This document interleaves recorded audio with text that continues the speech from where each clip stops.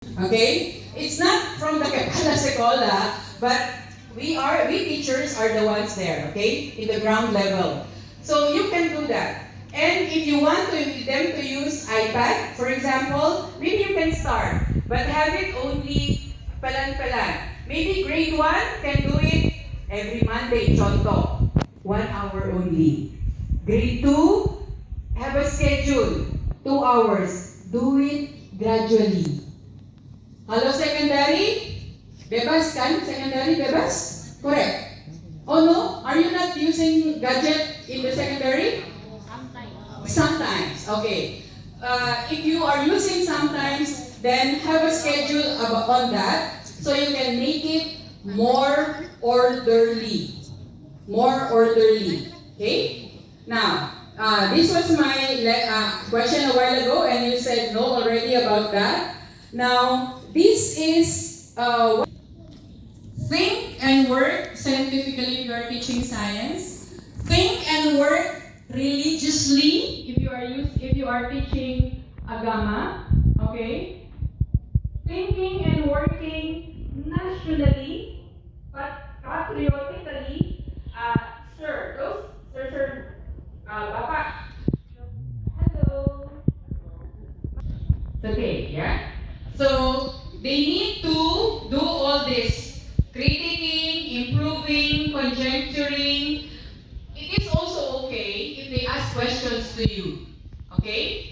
Welcome their questions. And they can convince you also. Do we have students who would try to convince us? They will tell you, Miss, my answer in math is this. Because this is the way I solve it. And who knows, you know what, sometimes, the solution or the working of the student is even clearer than the teacher. Sometimes. Sakit hati kan? I mean, personally, let's be honest. If you are the teacher, of course you will feel it. But, is that allowed? Yes, it is. Why can the classmates understand them better? Why? Because they speak within their language. Within their level. Maybe our level is not reachable by the students. So do you allow it? Yes, we do. But of course, we don't show the feeling of hurt there. But it should not swallow you up. Instead, encourage other students to do the same thing. Okay? Next, this one. Here, I mentioned problem-based learning, CPA, mathematical reasoning. They give you reasons, visible thinking routines. They notice, they wonder, think, pair, share. Think, pair, share. Okay? You look at your shoulder partner on the right side. Partner on the right side. Your shoulder partner on the left side. You. Now, you turn your head about face. Okay? Your face partner. Look at the person at your back. That is your face partner. Okay? Udah kelihatan wajahnya? Masih senyum? Masih bisa jalan? Okay. So, if you want think, pair, share in class, okay, you can do that. Because kalau grouping, normally the students will ask you, is it a yes or a no? Galak banget. Galak banget. Actually, have this agreement. And there are 4 terms in a year. This is what I do. I tell them like this. Term 1, they miss their classmates. So they would say, Miss, can we choose? Okay. Ay, nggak seperti galak wala sama you, ya.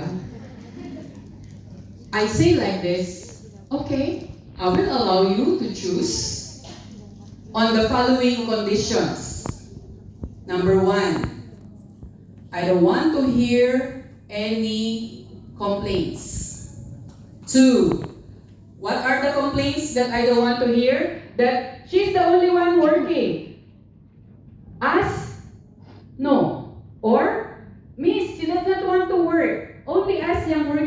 want to hear that. 2, I want you to achieve a level of achievement 100%. If I hear only 1, I am ready with the grouping that I have for you. First term. Turn 2, of course, silakan. Now it's my turn. I am the teacher. This is the grouping that I would like to do with you. You can change. Jangan yung group from term 1 sampai term 4. Bosan.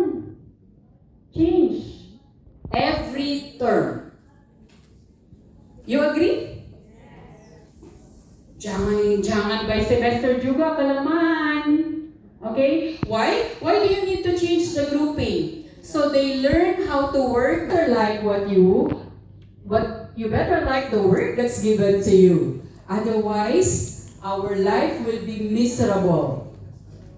And that will be hard. Now, I want you to go through deep learning. Deep learning is not only surface learning. Look at this one. It involves understanding. It involves making connections. It involves applying knowledge, explaining, and reasoning. Okay?